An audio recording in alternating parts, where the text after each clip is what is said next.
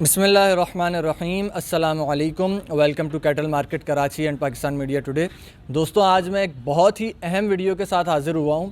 یہ ایک ایسا ٹاپک ہے جس کے اوپر اکثر لوگوں کو جو ہے نا وہ معلومات چاہیے ہوتی ہیں اور لوگ پریشان رہتے ہیں، خاص کر جو نیو گوٹ فارمرز ہیں ان کو بالکل بھی اس حوالے سے معلومات نہیں ہوتی ہیں اور پھر وہ سرچ کر رہے ہوتے ہیں تو ملتا نہیں ہے۔ کوئی 10 سے 15 سوالات ہیں، ان ٹوٹل 15 کوسچنز ہیں جو کہ میں نے یہاں پہ نوٹ ڈاؤن کر لیے ہیں، اور میں واٹس ایپ پہ تو بتاتا رہتا ہوں، لیکن میں چاہ رہا تھا ان سب کو میں کمبائن کر کے شروع سے اینڈ تک ایک سیریز بناؤں۔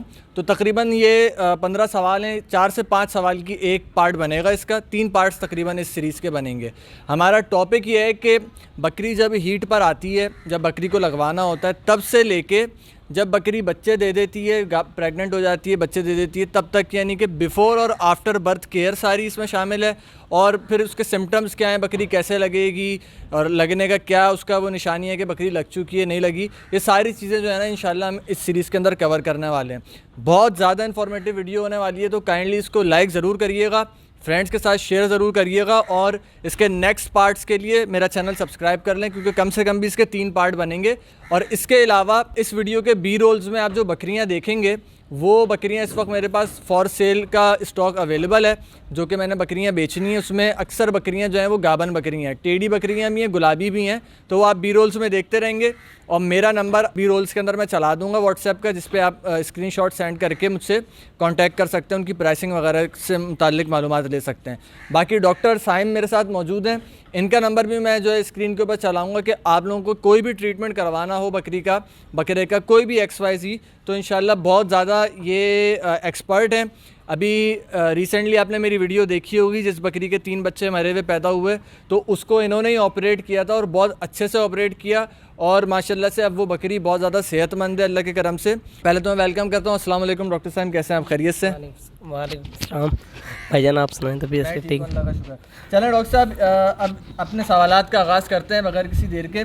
پہلا سوال یہ ہے کہ بکری کے ہیٹ پر آنے کی کیا نشانی ہے؟ دیکھیں، سب سے پہلے تو یہ ہوتا ہے کہ بکری جب ہیٹ پہ آتی ہے تو بکری جو ہے بہت زیادہ چلاتی ہے، شور مچاتی ہے، اس کے علاوہ جو ہے نا وہ دوسرے بکروں اور بکریوں پر جو ہے ہٹ کرنے کی کوشش کرتی ہے۔ صحیح ہے۔ اچھا، اس میں ایک چیز اور میں پوچھنا چاہوں گا، بعض اوقات بکری ایک سبسٹینس، ایک مادہ پھینکتی ہے، جی، کبھی وائٹ کلر کا ہوتا ہے، کبھی یلو کلر کا ہوتا ہے پیشاب کی جگہ سے، جی جی، تو اس کا بھی تھوڑا سا گائیڈ کر دیں کہ وہ بھی کیا ہیٹ کی نشانی ہے اور اس میں کیسے پتہ چلے گا؟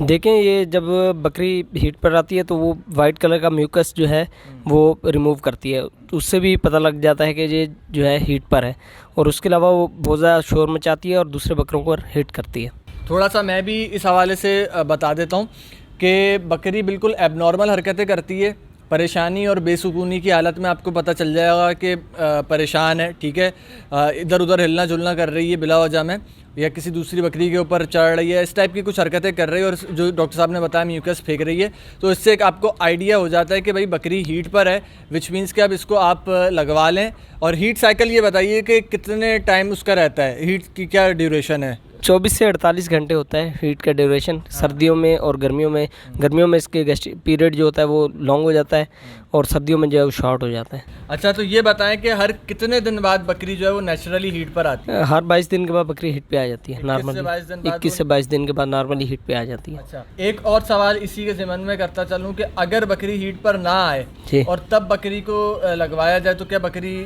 کو لگوایا جا سکتا ہے؟ بکری ہیٹ نہیں، اس وقت جو ہے بکری ہیٹ پر نہیں ہوگی تو وہ بکرے کے پاس ایک تو ٹھہرے گی نہیں، اگر آپ زبردستی کریں گے تو اس کے جو ہے سائیڈ ایفیکٹس ہو سکتے ہیں، باقی وہ حمل نہیں ٹھہرے گا۔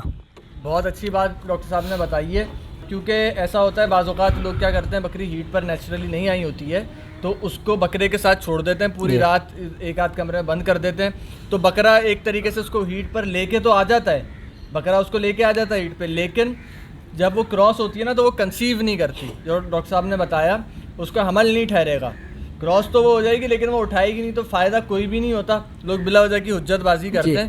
نیچرلی جب بکری ہیٹ پر آئے تو ہی اس کو لگوانا چاہیے۔ ہاں، کچھ بکریاں ایسی ہوتی ہیں کہ جن کا ہیٹ سائیکل بہت زیادہ لیٹ ہوتا ہے، تو پھر اس میں ہمارے پاس اور کوئی چارہ نہیں ہوتا، اس ٹائپ کے ہم نے طریقہ کار وہ کرنے پڑتے ہیں۔ وہ جب ہارمونز کی چینجنگ ہوتی ہے نا، وہ اس کی وجہ سے ہوتا ہے۔ صحیح ہے۔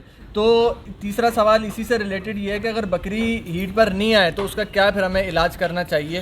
اور کچھ لوگ کہتے ہیں کہ مسور کی دال کھلا دیں اور دیسی اور میڈیکل دونوں بتائیے گا. اس میں یہ ہوتا ہے کہ اگر آپ کی بکری ہیٹ پر نہیں آ رہی, آپ ٹیسٹ وغیرہ کروا لیں, اگر وہ ہیٹ یعنی کہ پریگننٹ نہیں ہے اور وہ ہیٹ پر نہیں آ رہی, تو آپ اس طرح کریں 1 سے 2 دن رات میں نا مسور کی دال کھلائیں, ٹھیک ہے اس کو. اور اس کے علاوہ جو ہے ہارمونس کے, والی جو ہوتی ہے جی ریڈ کلر کی مسور کی جو دال ہوتی ہے, اور اس کے علاوہ جو ہے آپ ہارمونس کے انجیکشن آتے ہیں, اس کے کوئی سائیڈ ایفیکٹ نہیں ہے. بہت سارے لوگ جو ہے اکثر یہی کویسچن کرتے ہیں کہ ان انجیکشن کے کوئی سائیڈ ایفیکٹ نہیں, ان کے کوئی سائیڈ ایفیکٹ نہیں ہوتے, کیونکہ ہارمون جب 2 طرح کے ہارمونز ہوتے ہیں, آکسیٹوسن اور پروجسٹرون. جب پروجسٹرون جو ہے کسی بھی جانور کے باڈی کے اندر بڑھ جاتا ہے تو اس کی وجہ سے جانور جو ہے ہیٹ پہ نہیں آتا. تو اسی لیے جو ایکسٹرنلی بنا ہوا ہوتا ہے وہ ہم انجیکشن فارم میں جانور کے اندر انجیکٹ کرتے ہیں, اس سے یہ ہے کہ جانور ہیٹ پہ آ جاتا ہے اور اس کے کوئی سائیڈ ایفیکٹ بھی نہیں ہے. بہت زبردست بات بتائیے ڈاکٹر صاحب نے. یہ بیسیکلی جو ہماری خوراک ہے نا, اس کے اندر ہارمونس کی کوئی مطلب ایسی کوئی چیز نہیں ہوتی جس سے ہارمونس بڑھیں جانور کے, جس کی وجہ سے بکریوں میں ہارمونس کی بے انتہا کمی ہوتی ہے. اوور آل پاکستان میں بکریوں میں مسئلہ ہے, اور ہارمونس کی کمی کی وجہ سے اگر بکری چلو ہیٹ پر آ گئی, آپ نے لگوا لی, لیکن اگر آپ نے ہارمونس کے انجیکشنز نہیں لگوائے نا, تو اس میں یہ ہوتا ہے کہ بہت ساری بکریاں ایبورٹ کر دیتی ہیں ہارمونس کی کمی کی وجہ سے. یہ شکایت بھی میں نے سنا ہے کہ ہارمونس کی کمی کی وجہ سے وہ 2 مہینے بعد بچہ پھینک دیں گی, 3 مہینے بعد, یا پھر اگر بچے ہو بھی جاتے ہیں ان کے, تو اگر 3 بچے دے رہی ہے تو 1 بچہ لازمی مرا ہوا دے گی, 2 بچے دے رہی ہے تو 1 بچہ بہت زیادہ ویک ہوگا یا مرا ہوا ہوگا. یہ آئی گیس ہارمونس کی کمی کی وجہ سے شکایتیں ہوتی ہیں. یہ جو ہارمونز اور کیلشیم کی کمی ہوتی ہے اس کی وجہ سے جانور جو ہیں اب نارمل بچے پیدا کرتی ہیں. اس کے علاوہ ریکٹس کی بیماری بھی بچوں میں پائی جاتی ہے, جو کہ ڈائی کیلشیم فاسفیٹ کی کمی کی وجہ سے ہوتی ہے. یعنی ٹانگیں ٹیڑھی ایڑھی جو پیدا ہو جاتی ہیں وہ ریکٹس کی بیماری ہوتی ہے. جی ریکٹس کی بیماری ہوتی ہے. صحیح ہے. اچھا, ہارمونس کے حوالے سے کوئی اگر آپ انجیکشن سجیسٹ کرنا چاہیں, کوئی اس طرح کا فارمولا؟ اس کے اندر بہت سارے انجیکشن آتے ہیں ہیٹ کے لیے, جو ہے سائیکلومیٹ آتا ہے, ای میٹ آتا ہے, بہت سارے انجیکشن ہیں, آپ ان میں سے کوئی بھی لگا سکتے ہیں. اچھا, اب ایک اگلا سوال ہے ہمارا بہت اہم, کہ جب بکری کو لوگ کراس کرواتے ہیں, جی میٹنگ کرواتے ہیں بکرے سے, تو کیسے پتہ چلے گا کہ بکری لگ گئی ہے؟ دیکھیں, ایک تو بکری خاموش ہو جاتی ہے, کھانا پینا کچھ دن جو ہے کم رکھتی ہے. اس کے علاوہ ایک بکری میں نا ایک عجیب سی شائننگ چمک آنا شروع ہو جاتی ہے, اور جانور جو ہے بکری جو بھی ہوگی پریگننٹ ہوگی وہ ایک اکیلی جگہ پر رہنا زیادہ تر پسند کرے گی, ٹھیک ہے. وہ خوراک ایسا ایسا اس کی عمر کے حساب سے بڑھتی رہے گی. اگر جو فرسٹ پریگننسی ہے اس میں تو اتنا جو ہے چینجنگ نہیں آئے گی, لیکن جو سیکنڈ پریگننسی ہوگی اس کے اندر یہ ہے کہ اگر بکری کراس ہوگی ہے تو پہلے منتھ کے اندر ہی جو ہے نا وہ اپنا دودھ کم کرنا شروع کر دیتی ہے. اس سے بھی جو ہے پتہ لگ جاتا ہے کہ بکری اب گیابن ہو گئی ہے. اچھا, ایک چیز میں نے سنی ہے, آئی ڈونٹ نو, آپ مجھے بتا دیے گا اگر صحیح ہے کہ غلط ہے, کہ جب بکرا کراس کرتا ہے بکری کو, اس کے فوراً بعد جو ہے بکری پیشاب کرتی ہے, اور جیسے پہلے اگر بکری ہیٹ پر آئی ہوئی تھی تو وہ بکرے کے پاس خود ہی جا کے کھڑی ہوتی ہے, لیکن جب بکرا لگا دیتا ہے, لگ جاتی ہے سکسیزفلی بکری, تو پھر وہ بکرے کے پاس نہیں آئے گی, یا کہہ لیں کہ اپنی دم نیچے کر لے گی, یعنی کہ سکون میں آ جائے گی اور پھر بکرے کو پاس نہیں آنے دے گی. کیا یہ صحیح نشانی ہے؟ یہ صحیح نشانی ہوتی ہے. اچھا, اب یہ بتائیے گا کہ 1.5 مہینے سے 2 مہینے تک کی جو لگی ہوئی بکری ہے, جی, لوگ مارکیٹ سے خریدتے ہیں نا, ابھی انہوں نے گھر پہ نہیں لگوائی, تو بیوپاری کہتا ہے 1.5 سے 2 مہینے کی بکری ہے لگی ہوئی, جی, اس کی کوئی اگر نشانی, کوئی ایک آدھ سمٹم, ویسے تو بہت مشکل ہوتا ہے مجھے پتہ ہے, سوائے لیب ٹیسٹ کے نہیں پتہ چلتا, جی, لیکن کوئی اگر نشانی آپ کے ذہن میں؟ یہ دیکھیں, آپ کے پاس آئیے تو آپ یہ دیکھیں کہ وہ ہیٹ پر تو نہیں آ رہی ہے. اگر ہیٹ پہ آ رہی ہے تو اس کا مطلب وہ خالی ہے. اس کے علاوہ جو ہے اس کی جو میوکس والی جگہ ہوتی ہے وہ تھوڑا سوجنا شروع ہو جاتی ہے, اور اس کے علاوہ اس کا اڈر جو ہے وہ بننا شروع ہو جاتا ہے. اس سے بھی آپ کو پتہ چل جاتا ہے کہ جانور جو ہے لگا ہوا ہے, پریگننٹ ہے. اڈر اس کا ہلکا ہلکا سا جو ہے, جو اس کے تھن جو ہے وہ ہلکے ہلکے سے بننا شروع ہو جاتے ہیں, بھرنا شروع ہو جائیں گے آہستہ آہستہ, تو اور باقی جو اس کی پیشاب کی جگہ ہے وہ سوج جائے گی. جی, ایک چیز اور اس حوالے سے تھی کہ جو بکری, یہ تو پہلی جھول کی جو بکری ہے اس میں ایزیلی پتہ چل جائے گا جو فرسٹ ٹائمر ہے. جی, جو سیکنڈ ٹائمر ہے اس کے اندر نارملی بیوپاری کیا کرتے ہیں, آپ کو بیوقوف بنانے کے لیے سیکنڈ ٹائمر بکری کا دودھ نکال کے آپ کو ہاتھ پہ رکھ کے بولیں گے دیکھو دودھ نکل رہا ہے, مطلب ہے کہ بکری گابن ہے.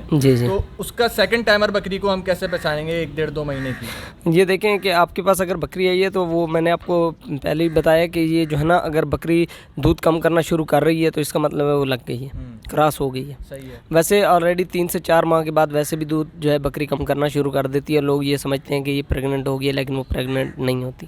صحیح ہے. مطلب ایک چیز میں نے یہ بھی اس حوالے سے سنی تھی کہ جو بکری سیکنڈ ٹائمر ہو وہ اگر گابن ہو جائے تو اس کے دودھ میں آہستہ آہستہ جو ہے نا ایک پیلا پن آنا شروع ہو جاتا ہے, اور ایک चिपकाहट यानी कि लेस आना शुरू हो जाता है उसके दूध में। तो यानी कि अगर आपको कोई व्यापारी सिर्फ दूध निकाल के हाथ पे दिखा रहा है कि यार ये देखो ये बकरी गाभन है, तो दूध अगर बिल्कुल नॉर्मल दूध है तो इसका मतलब कोई भी ये साइन नहीं है, कोई अलामत नहीं है। अगर दूध में लेस है और हल्की सी पिलाहट है जी, तो उसका मतलब है कि हाँ भाई ये गाभन बकरी।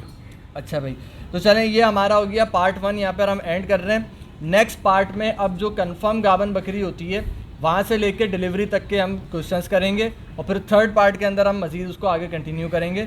ये पार्ट अगर आपको पसंद आया तो काइंडली इसको लाइक एंड शेयर ज़रूर करें, और डॉक्टर साहब से आप रब्ता कर सकते हैं किसी भी किस्म के ट्रीटमेंट के हवाले से, बकरे खस्सी करवाने हो या बकरी की डिलीवरी का कोई इशू हो या और भी कोई नमूनिया वगैरह की या कोई वैक्सीन करवानी हो, सारी चीज़ें इनके पास अवेलेबल होती हैं। वीडियो ये पसंद आई है तो काइंडली इसको लाइक एंड शेयर ज़रूर करें, और सेकंड पार्ट के लिए कैटल मार्केट कराची को सब्सक्राइब कर लें। Thank you so much. अस्सलाम वालेकुम।